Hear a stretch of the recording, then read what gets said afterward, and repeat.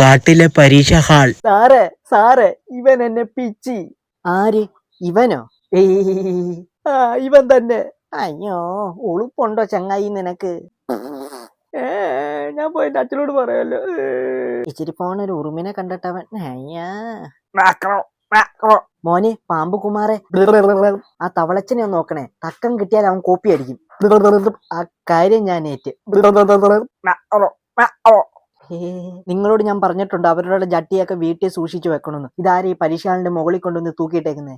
സാറേ ഞാൻ ജട്ടിയും കോണമൊന്നുമല്ല, ഞാൻ ഒവ്വല. എനിക്കിങ്ങനെ തൂങ്ങിക്കിടന്നേ പരീക്ഷ എഴുതാൻ പറ്റത്തുള്ളൂ. നന്നായി, അല്ലെങ്കിൽ ഞാനിപ്പോ എടുത്ത് ഇവനെ ഇട്ടേനെ.